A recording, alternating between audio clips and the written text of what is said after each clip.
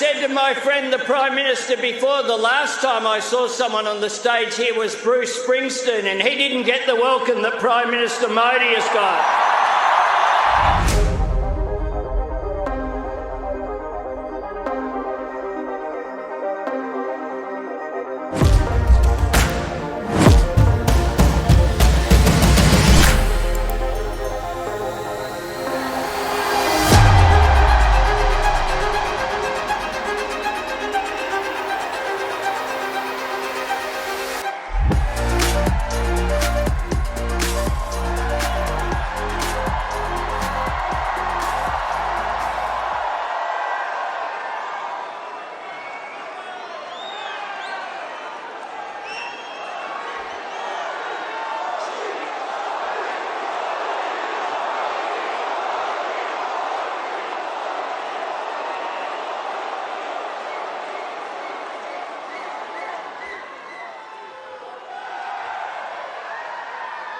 नमस्ते Australia.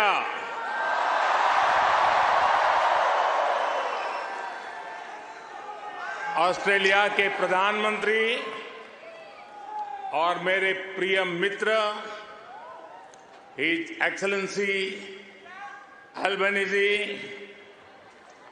Australia के पूर्व प्रधानमंत्री His Excellency Scott Morrison,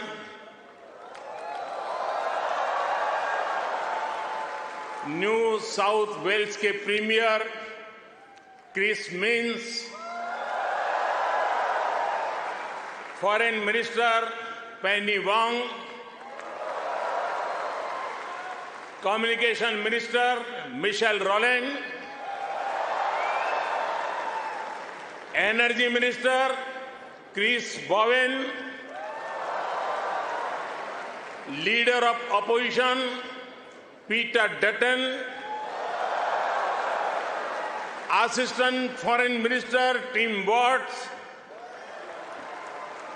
New South Wales के उपस्थित मंत्रिमंडल के सभी आदरणीय सदस्य, पैरामाटा से संसद सदस्य डॉक्टर एंड्रयू चार्ल्टन, यहां उपस्थित ऑस्ट्रेलिया के सभी सांसद सदस्य, मेयर, डिप्टी मेयर, काउंसिलर्स और ऑस्ट्रेलिया में रह रहे प्रवासी भारतीय जो आज इतनी विशाल संख्या में उपस्थित हुए हैं, आप सबको मेरा नमस्कार।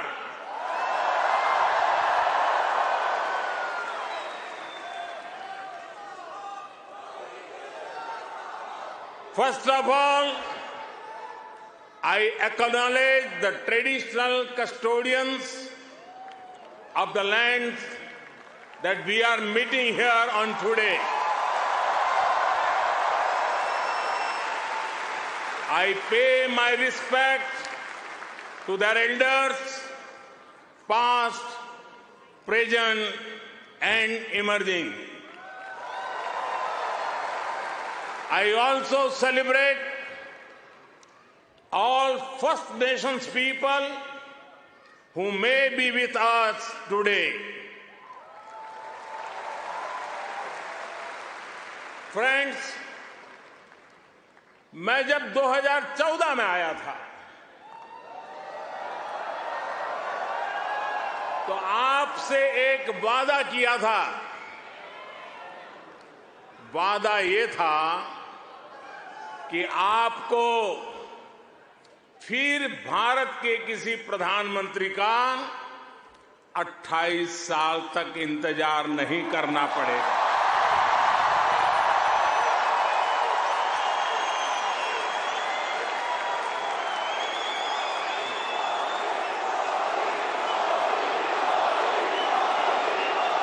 तो लीजिए, यहां सिडनी में इस ऐना में मैं फिर हाजिर हूं और मैं अकेला नहीं आया हूं। प्रधानमंत्री अल्बेनीजी भी मेरे साथ आए हैं। मिस्टर प्राइम मिनिस्टर, अपने बहुत व्यस्त कार्यक्रम में से हम सभी के लिए आपने समय निकाला है। ये हम भारतीयों के प्रति आपके स्नेह को दर्शाता है। आपने जो अभी कहा वो दिखाता है कि ऑस्ट्रेलिया के मन में भारत के प्रति कितना प्रेम है। इसी वर्ष मुझे प्रधानमंत्री जी का भारत की धरती पर अहमदाबाद में स्वागत करने का अवसर मिला था।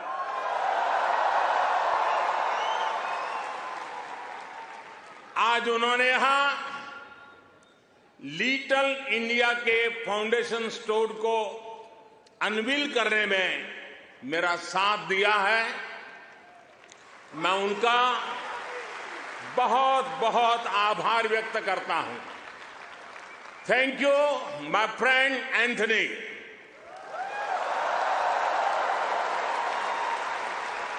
ये लिटिल इंडिया ऑस्ट्रेलिया के विकास में भारतीय समुदाय के योगदान का भी एक रिकॉग्निशन है। मैं न्यू साउथ वेल्स के प्रीमियर, पैरामाटा शहर के मेयर, डिप्टी मेयर और काउंसिलर्स को इस विशेष सम्मान के लिए धन्यवाद देना चाहता हूं। साथियों, मुझे खुशी है कि न्यू साउथ वेल्स में प्रवासी भारतीय समुदाय से कई लोग सार्वजनिक जीवन में सक्रिय भागीदारी कर रहे हैं, अपनी पहचान बना रहे हैं। वर्तमान न्यू साउथ वेल्स की सरकार में डिप्टी प्रीमियर, प्रूकार, ट्रेजरर डेनियल मुखी बड़ा कंट्रीब्यूशन कर रहे हैं। और कल ही भाई समीर पांडे पैरामाटा के लॉर्ड मेयर चुने गए हैं। मैं सबका अभिनंदन करता हूं, बहुत बहुत बधाई देता हूं।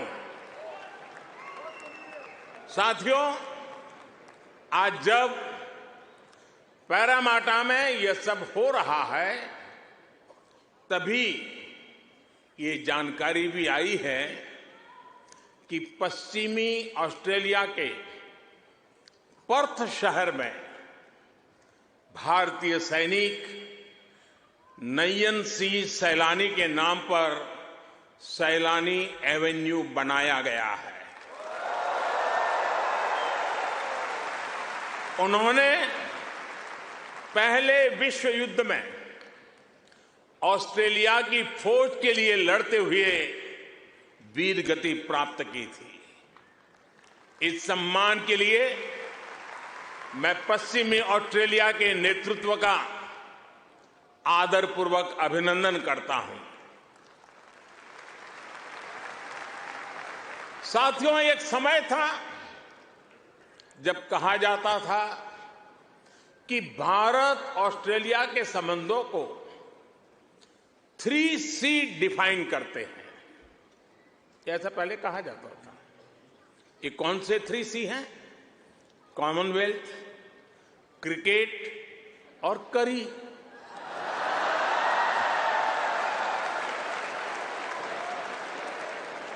इसके बाद कहा गया कि भारत ऑस्ट्रेलिया के संबंध 3D पर आधारित है। डेमोक्रेसी, डायस्पोरा और दोस्ती। कुछ लोगों ने यह भी कहा कि भारत ऑस्ट्रेलिया के संबंध 3E पर आधारित है। एनर्जी, इकोनॉमी और एजुकेशन। यानी कभी सी, कभी डी, कभी ई। अलग अलग कालखंड में ये बात संभवतः सही भी रही है, लेकिन भारत और ऑस्ट्रेलिया के ऐतिहासिक संबंधों का विस्तार इससे कहीं ज्यादा बड़ा है। और जानते हैं, इन सारे संबंधों का सबसे बड़ा आधार क्या है? जानते हैं?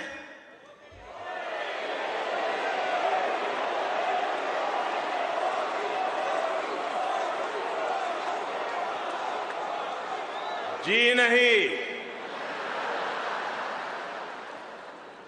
सबसे बड़ा आधार है म्यूचुअल ट्रस्ट और म्यूचुअल रिस्पेक्ट।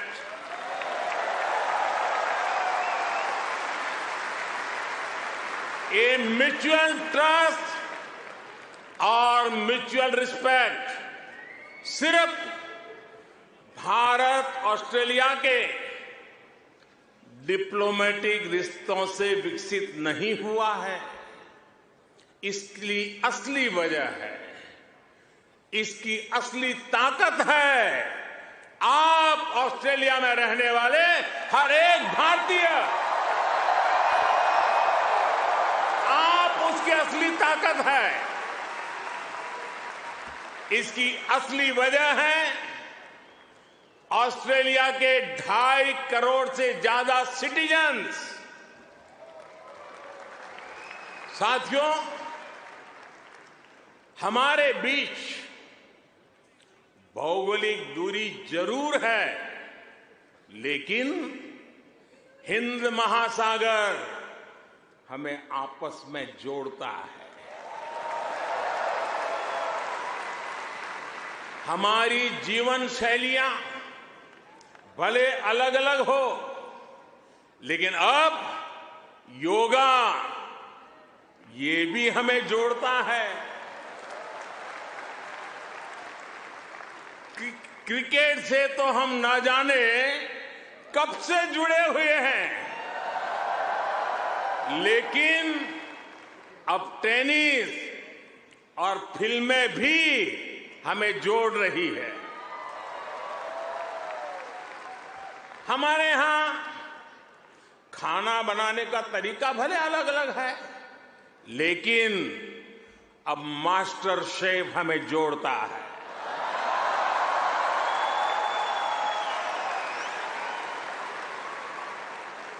हमारे यहां पर्व त्योहार भले अलग अलग मनाए जाते हैं, लेकिन हम जुड़े हुए हैं दिवाली की रौनक से,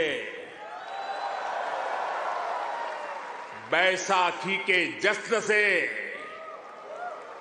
हमारे यहां भाषाएं भले अलग अलग बोली जाती हो, लेकिन हम जुड़े हुए हैं मलयालम, तमिल, तेलुगु, पंजाबी, हिंदी भाषाएं पढ़ाने वाले इतने सारे स्कूलों से।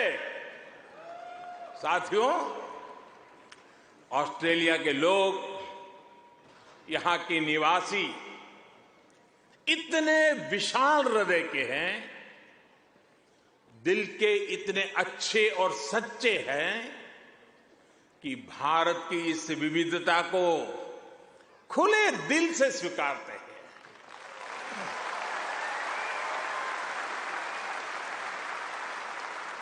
और यही वजह है कि पैरामाटा स्क्वायर किसी के लिए परमात्मा चौक बन जाता है।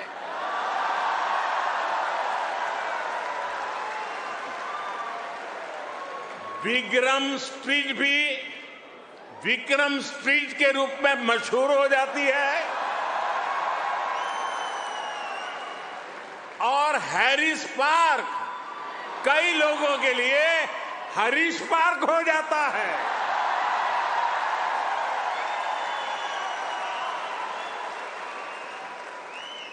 वैसे मैंने सुना है कि हैरिस पार्क में चटका की चाट,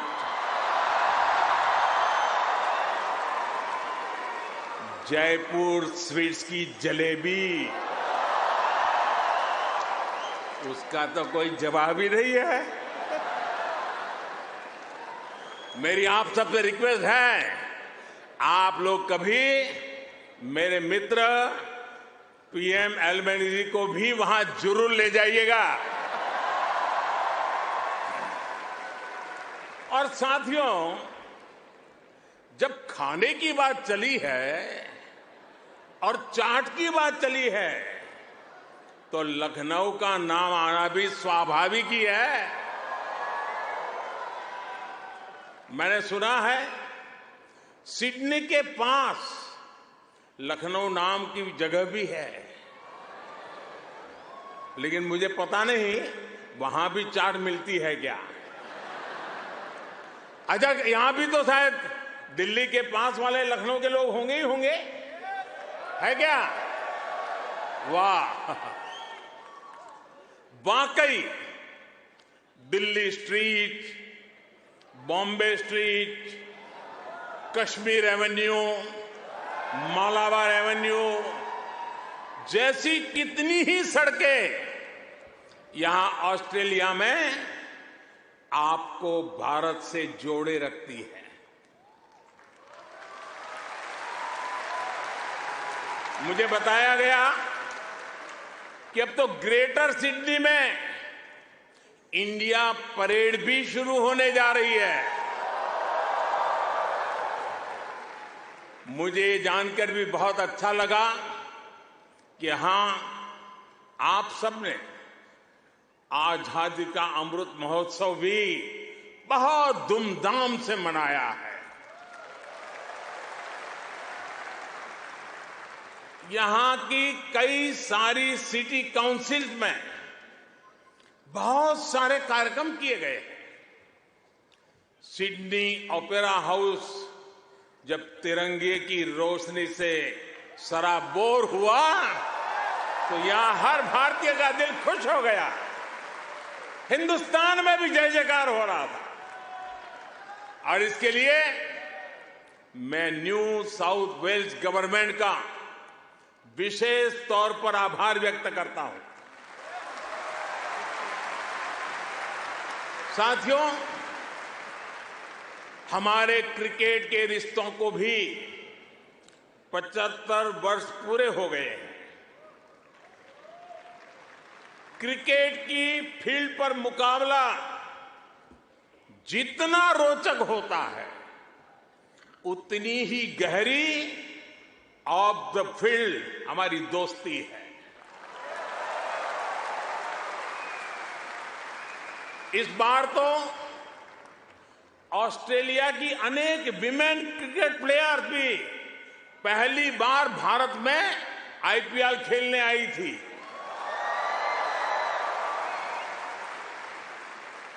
और साथियों, ऐसा नहीं है कि हम सिर्फ सुख के ही साथी हैं। अच्छा दोस्त तो सुख का तो साथी होता है, दुख का भी साथी होता है।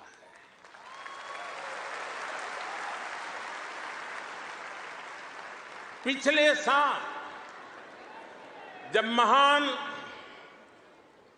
शेन वॉर्न का निधन हुआ तो ऑस्ट्रेलिया के साथ कोटि कोटि भारतीयों ने भी शोक मनाया।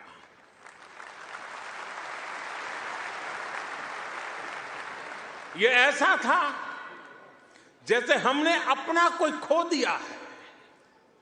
साथियों, आप सभी यहां ऑस्ट्रेलिया में हैं, यहां के विकास को देख रहे हैं।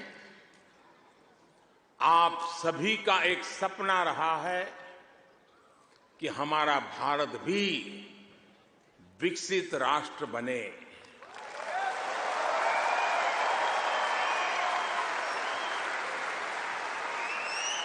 है ना आपका सपना? है ना आपका सपना? है ना आपका सपना? जो सपना आपके दिल में है, वो सपना मेरे दिल में भी है। ये मेरा भी सपना है। 140 करोड़ भारतीयों का सपना है। साथियों, भारत के पास सामर्थ्य की कमी नहीं है। भारत के पास संसाधनों की कमी भी नहीं है। आज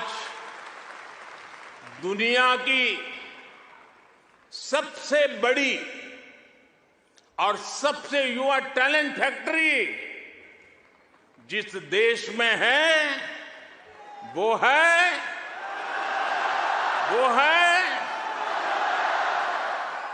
सही जवाब दे रहे हैं आप, वो है इंडिया। मैं ये बात फिर दोहरा रहा हूं।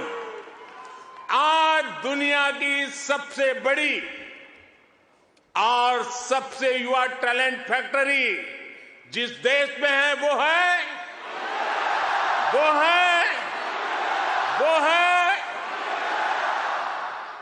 और अब मैं आपके सामने ऐसे ही कुछ फैक्ट रखूंगा और आपसे सही उत्तर जानना चाहूंगा। ठीक है? रेडी?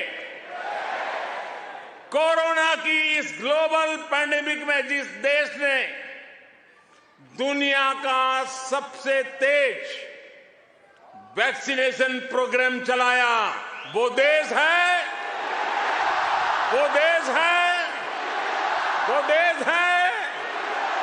आज जो देश दुनिया की फास्टेस्ट ग्रोइंग लार्ज इकोनॉमी है, वो है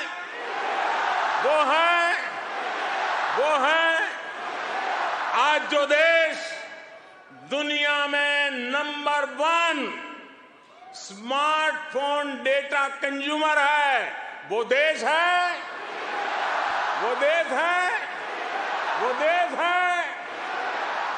आज जो देश फिनटेक एडॉप्शन रेट में नंबर 1 है, वो देश है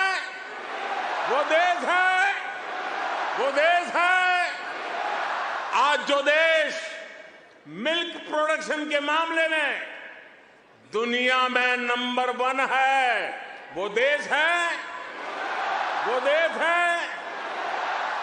आज जो देश इंटरनेट यूजर्स की संख्या में दुनिया में नंबर 2 पर है, वो है आज जो देश दुनिया का सेकंड लार्जेस्ट मोबाइल मैन्युफैक्चरर है, वो देश है आज जो देश rice, wheat, sugar cane production के मामले में दुनिया में नंबर 2 पर है, वो है आज जो देश फ्रूट और वेजिटेबल प्रोडक्शन में दुनिया में नंबर 2 पर है, वो है आज जिस देश में दुनिया का तीसरा सबसे बड़ा स्टार्टअप इकोसिस्टम है, वो है दुनिया का तीसरा सबसे बड़ा ऑटोमोबाइल मार्केट जिस देश में है, वो देश है दुनिया का तीसरा सबसे बड़ा सिविल एविएशन मार्केट जिस देश में है, वो देश है और अब जो देश अगले 25 साल में विकसित होने के लक्ष्य के साथ आगे बढ़ रहा है, वो देश है देश है। साथियों, आज आईएमएफ भारत को ग्लोबल इकोनॉमी का ब्राइट स्पॉट मानता है। वर्ल्ड बैंक का विश्वास है कि ग्लोबल हेडविंड्स को अगर कोई चुनौती दे रहा है तो वो भारत है। आज दुनिया के कई देशों में बैंकिंग सिस्टम पर संकट है, लेकिन दूसरी तरफ भारत के बैंकों की मजबूती की आज चारों तरफ प्रशंसा हो रही है। दुनिया में 100 साल में आए सबसे बड़े संकट के बीच भारत ने बीते वर्ष रिकॉर्ड एक्सपोर्ट किया है। आज हमारा फॉरेक्स रिजर्व नई बुलंदियां छू रहा है। फ्रेंड्स, भारत ग्लोबल गुड के लिए कैसे काम कर रहा है, इसका उदाहरण हमारा डिजिटल स्टैक है। आप सभी भारत के फिनटेक रिवॉल्यूशन से भली भांति परिचित हैं। आपको याद होगा, जब मैं 2014 में यहां आया था, तब मैंने आपसे एक सपना साझा किया था। मेरा वो सपना था कि भारत में गरीब से गरीब का अपना बैंक खाता हो।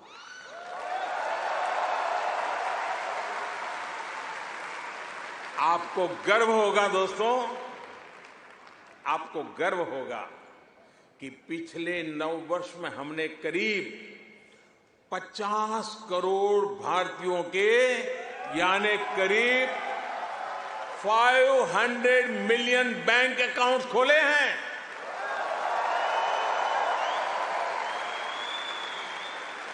और सिर्फ बैंक अकाउंट खोलना ही हमारी सफलता, हम वहां अटकते नहीं है।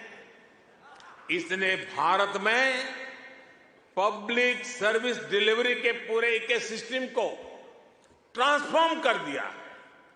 हमने Jan Dhan bank account, mobile phone और आधार आईडी की एक जैम ट्रिनिटी, JAM ट्रिनिटी बनाई है।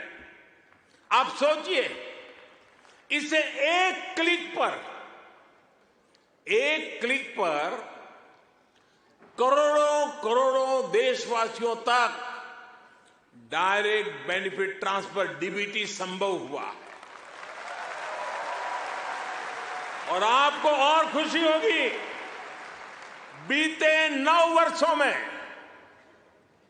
यह आंकड़ा भी आपको बहुत आनंद देगा, बीते 9 वर्षों में 28 लाख करोड़ रुपए यानी 500 बिलियन ऑस्ट्रेलियन डॉलर से भी ज्यादा सीधे जरूरतमंदों के बैंक अकाउंट में भेजे गए हैं।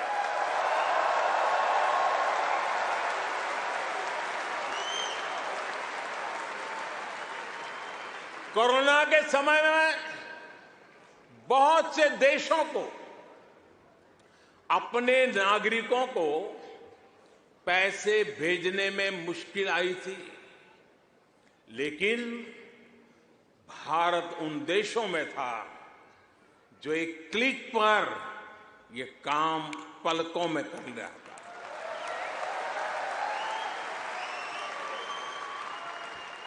यूनिवर्सल पब्लिक इंटरफेस यानी यूपीआई ने भारत में फाइनेंशियल इंक्लूजन को नई ऊंचाई पर पहुंचा दिया है। आज दुनिया के 40% रियल टाइम डिजिटल पेमेंट्स अकेले भारत में होते हैं।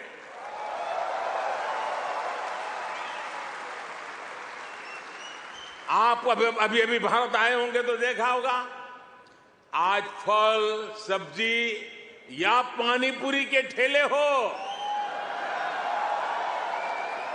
या फिर चाय की दुकान, सब जगह डिजिटल ट्रांजैक्शन हो रहा है। साथियों, भारत का ये डिजिटल रिवॉल्यूशन सिर्फ फिनटेक तक सीमित नहीं है। भारत आधुनिक व्यवस्थाएं बना रहा है, लोगों की ईज ऑफ लिविंग बढ़ा रहा है। इसका एक उदाहरण भारत का डिजी लॉकर है। इसमें ड्राइविंग लाइसेंस से लेकर डिग्री और प्रॉपर्टी के पेपर्स तक जो भी सरकार इश्यू करती है वो इस डिजिटल लॉकर में जनरेट होते हैं। करीब सैकड़ों तरह के डॉक्यूमेंट्स डिजिटल लॉकर में रिफ्लेक्ट होते हैं। आपको फिजिकल कॉपी स्टोर करने की जरूरत नहीं है, बस एक पासवर्ड काफी है। और इससे 15 करोड़ से ज्यादा यानी 150 मिलियन से भी ज्यादा भारतीय जुड़ चुके हैं। इस तरह के कितने ही डिजिटल प्लेटफॉर्म आज हर भारतीय को पावरफुल बना रहे हैं, ताकतवर बना रहे हैं। साथियों, आज भारत के हर कदम, हर उपलब्धियों के बारे में दुनिया जानना चाहती है। आज की दुनिया जिस वर्ल्ड ऑर्डर की तरफ जा रही है, जिन संभावनाओं को तलाश रही है, उसमें ये स्वाभाविक भी है। भारत हजारों वर्षों की जीवंत सभ्यता है। भारत मदर ऑफ डेमोक्रेसी है।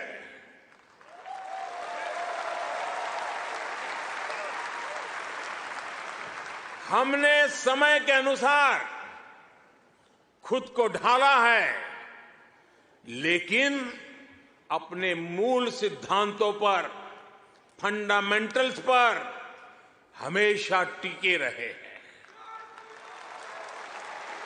हम राष्ट्र को भी एक परिवार के रूप में देखते हैं और विश्व को भी एक परिवार मानते हैं। वसुधैव कुटुंबकम।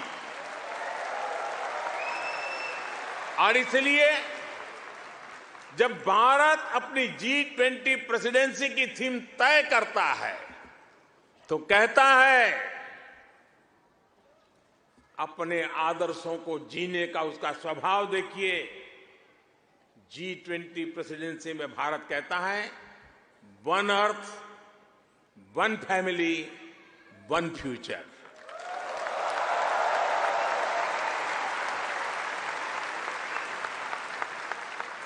जब भारत पर्यावरण की रक्षा के लिए सोलर एनर्जी के बड़े लक्ष्य तय करता है तो कहता है वन सन, one world, one grid.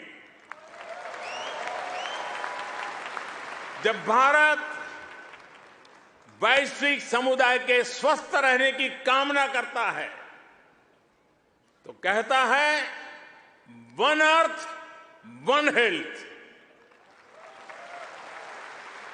Bharat वो देश है जिसने कोरोना के संकट में दुनिया के 150 से ज्यादा देशों को उस संकट की घड़ी में दवाइयां भेजी।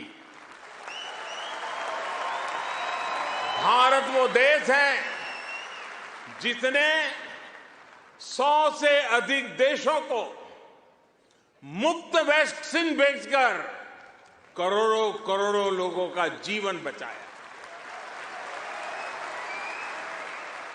कोरोना के समय में आपने भी यहां जिस सेवा भावना से काम किया, वही हमारी संस्कृति की विशेषता है। आज शहीदों के सरताज पंचम सिख गुरु श्री गुरु अर्जुन देव जी का शहीदी पर्व है। हमें गुरु जी के जीवन से सभी की सेवा करने शिक्षा मिलती है। गुरु अर्जुन देव जी ने ही दसंध प्रणाली शुरू की थी। इसी प्रेरणा से कोरोना के दौरान भी कितने ही गुरुद्वारों के लंगर ने यहां लोगों की मदद की। इसी दौर में कितने ही मंदिरों की रसोई यहां पीड़ितों के लिए खुल गई। ऑस्ट्रेलिया में रहकर पढ़ाई कर रहे स्टूडेंट्स भी बड़ी संख्या में लोगों की मदद के लिए आगे आए। विभिन्न सामाजिक संगठनों ने भी इस दौरान बहुत लोगों की मदद की। भारतीय कहीं भी रहे, एक मानवीय भाव उनमें समाहित रहता है। साथियों, मानवता के हित में ऐसे ही कार्यों के कारण आज भारत को फोर्स ऑफ ग्लोबल गुड कहा जा रहा है।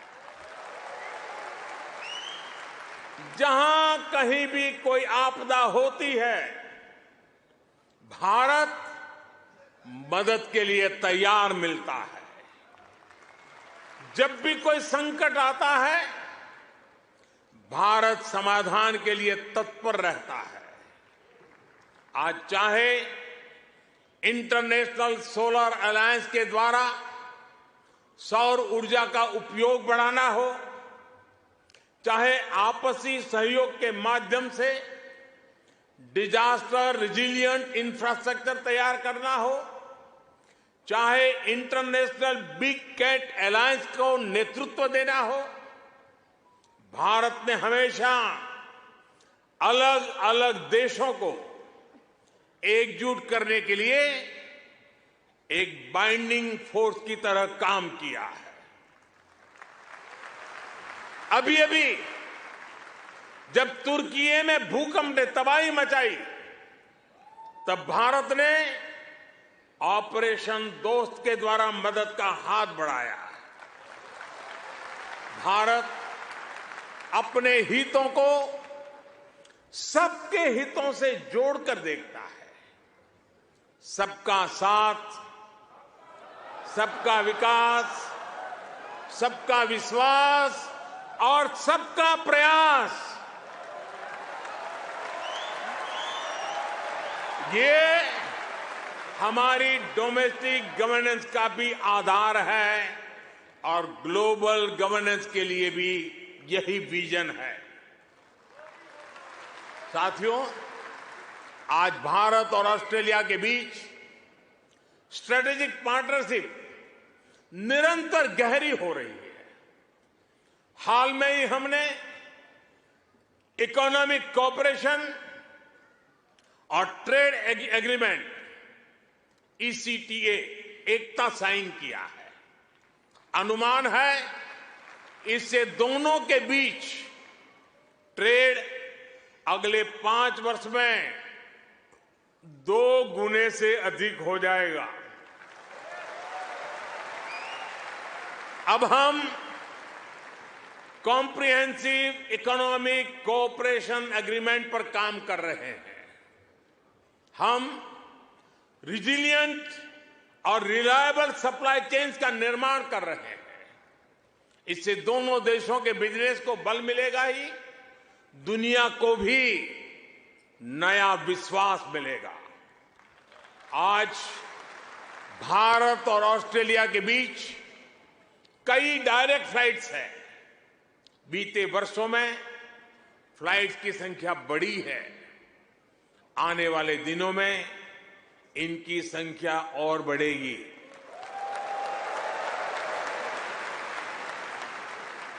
एक दूसरे की डिग्रियों को मान्यता देने को लेकर भी दोनों देश आगे बढ़े हैं और इससे हमारे स्टूडेंट्स को बहुत लाभ होगा। Migration and mobility partnership agreement पर भी सहमति बनी है। इससे हमारे स्किल्ड प्रोफेशनल्स के लिए ऑस्ट्रेलिया आना और यहां काम करना आसान होगा। और साथियों, आज जब मैं आपके बीच आया हूं तो एक घोषणा भी करने जा रहा हूं।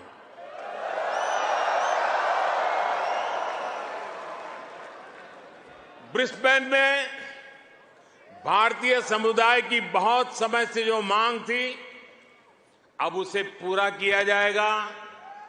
जल्द ही ब्रिस्बेन में भारत का एक नया काउंसलेट खोला जाएगा।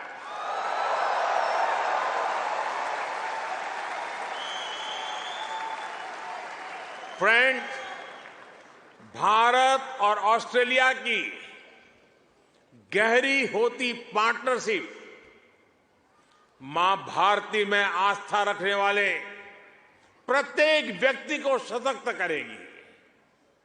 आपके पास टैलेंट है, अपनी स्किल की ताकत है और साथ ही अपने कल्चरल वैल्यूज भी है। ये वैल्यूज आपको ऑस्ट्रेलिया के लोगों के साथ घुल मिलकर रहने में बड़ी भूमिका निभाते हैं। मैं कल ही पापुआ न्यू गिनी से आया हूं। वहां मैंने स्थानीय भाषा में तमिल साहित्य तिरुकुरल के अनुवाद का लोकार्पण किया।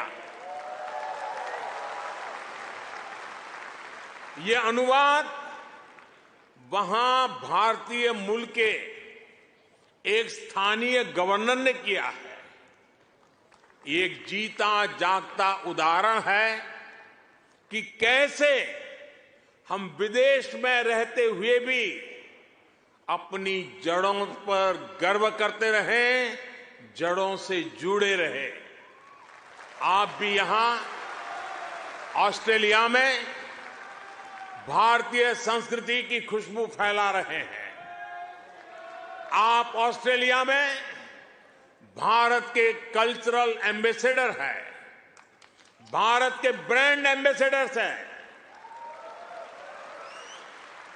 साथियों, मैं मेरी बात समाप्त करने से पहले आपसे कुछ मांगना चाहता हूं। देंगे? आवाज जरा धीमी हो गई। देंगे? पक्का? प्रॉमिस? मैं आपसे ये मांग रहा हूं और आपसे आग्रह करूंगा कि आप जब भी भारत आए, अपने साथ कोई न कोई ऑस्ट्रेलियाई मित्र और उनके परिवार को भी साथ लेकर के आए।